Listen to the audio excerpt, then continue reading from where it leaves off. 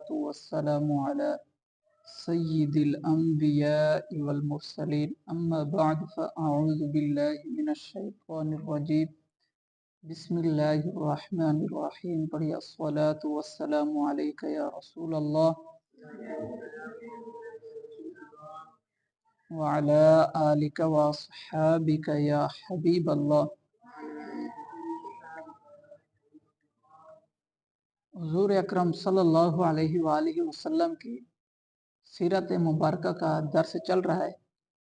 پچھلے جو درس گزر گئے ان میں سے حضور صلی اللہ علیہ وآلہ وسلم کی ہجرت سے پہلے کے جو 5 سال تھے اس کا ذکر گزر چکا ہے، اور 6 سال میں حضرت امیر حمزہ جو حضور صلی اللہ علیہ وآلہ وسلم کے چچا ہیں وہ ایمان لائے، اور ان کے 3 دن کے بعد حضرت عمر فاروق وہ بھی مشرف با اسلام ہوئے۔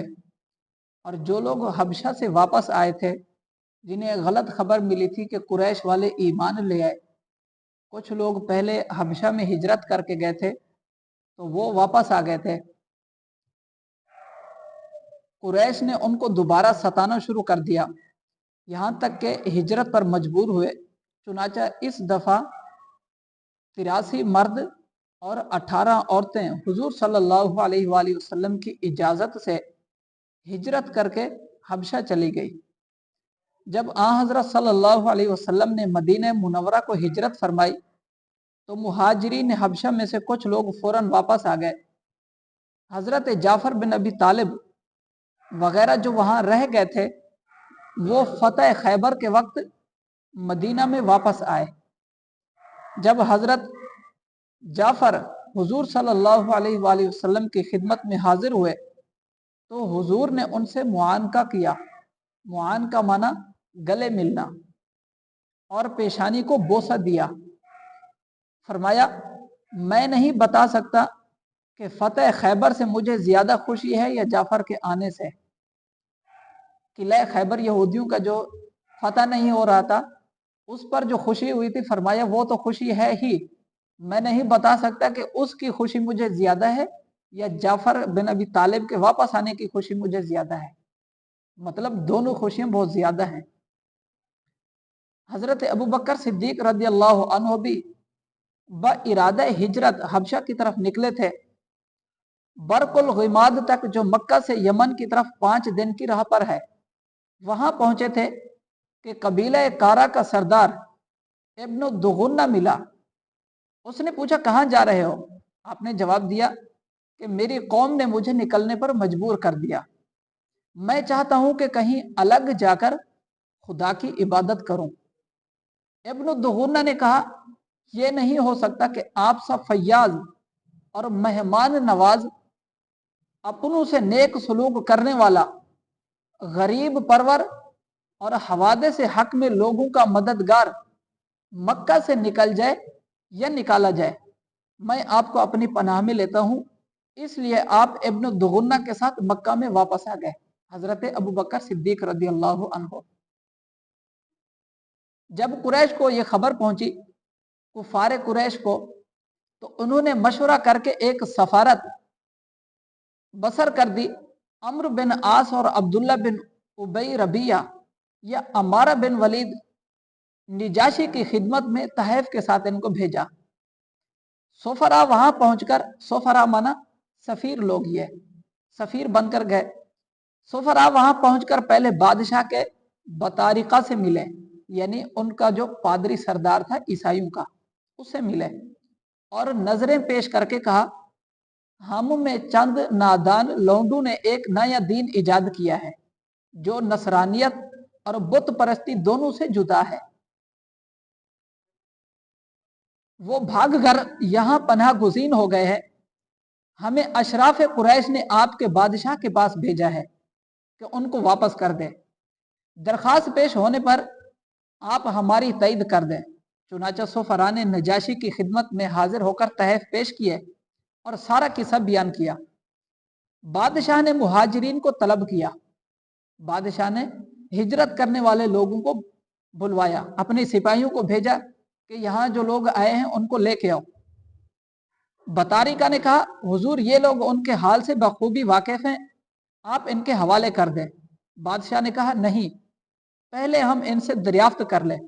चुनाचा जब मुहाजिरीन दरबार में हाजिर हुए तो हजरत जाफर बिन अबी तालिब ने उनकी तरफ से इस तरह तकरीर शुरू की, शाह यानी बादशाह, हम लोग एक जाहिल कौम थे, बुतों को पूजते थे, मुर्दार खाते थे, बदकारियां करते थे, अपनों से दुश्मनी रखते थे, पड़ोसियों से बुरा सलूक करते थे, कवी लोग कमजोरों को खा जाते थे।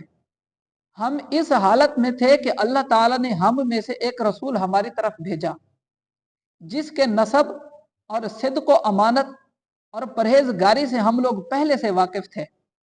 उसने हमको ये दावत दी कि हम खुदा को एक जाने, उसकी इबादत करें और उसके साथ किसी को शरीक न ठहराएं। बुतों की पूजा जो हम और हमारे बाप दादा किया करते थे उनको छोड़ दें, सच बोला करें, अमानत अदा करें, अपनों से मोहब्बत और सलूक अच्छा रखें, हमसायों से नेक सलूक करें, हमसायों माना पड़ोसियों से, महारिम और खून रेजी से बाज आ जाए, यतीमों का माल न खाएं, अफीफ औरतों पर तोहमत न लगाएं, अफीफ माना पाक दामन औरतों पर, नमाजें पढ़ें, सदका दें, रोजे रखें। बस हम उस पर ईमान ले आए, जिसने हमें इन इन चीजों के बारे में कहा, हम उस पर ईमान ले आए, अल्लाह की इबादत करने लगे, शिरक और बुत परस्ती हमने छोड़ दी, हराम को हराम और हलाल को हलाल जानने लगे। इस जुर्म पर हमारी कौम हम पर टूट पड़ी और अजियत देकर मजबूर करने लगी कि हम अल्लाह की इबादत छोड़कर फिर बुतों को पूजने लगे और खबैस को बदस्तूर साबिक हलाल समझे, यानी बुरी चीजों को, नापाक चीजों को फिर पहले की तरह हलाल समझे। जब उन्होंने हम पर कहर और जुल्म किया और हमारे फरैज मजहबी की बजा आवरी में रुकावट हुए, तो हम आपके मुल्क में आपकी पनाह में आ गए। हमें उम्मीद है कि आपके यहाँ हम पर जुल्म न होगा। ये तकरीर सुनकर निजाशी ने कहा कि तुम्हारे पैगंबर पर जो कलाम उतरा है उसमें से कुछ सुनाओ। हजरत जाफर ने सूरत मरियम की चंद आयातें पढ़ी। निजाशी सुनकर इतना रोया कि उसकी दाढ़ी आंसू से तर हो गई, क्योंकि निजाशी ईसाई था और पिछली किताबों का कुछ उसका मानने वाला था, इसलिए उसने दाढ़ी रखी हुई थी। और उसके असाकिफा भी रोए। असाकिफा माना जो उनके मजहबी पेशवा बड़े बड़े पादरी थे, पोप थे, वो भी उसके बादशाह के दरबार में थे, तो वो भी रोने लगे। फिर निजाशी ने कहा, ये कलाम और इंजील दोनों एक ही चिराग के परतवे हैं। इसके बाद सफीरों से कहा, तुम वापस चले जाओ, अल्लाह की कसम मैं इनको तुम्हारे हवाले न करूंगा। दूसरे दिन अम्र बिन आस ने हाजिर होकर दरबार में अर्ज किया, हुजूर ये लोग हजरत ईसा की निस्बत बुरा अकीदा रखते हैं।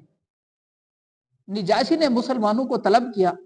जब वो हाजिर हुए तो उनसे पूछा कि तुम हजरत ईसा की निस्बत क्या अकीदा रखते हो, उनके बारे में क्या अकीदा रखते हो।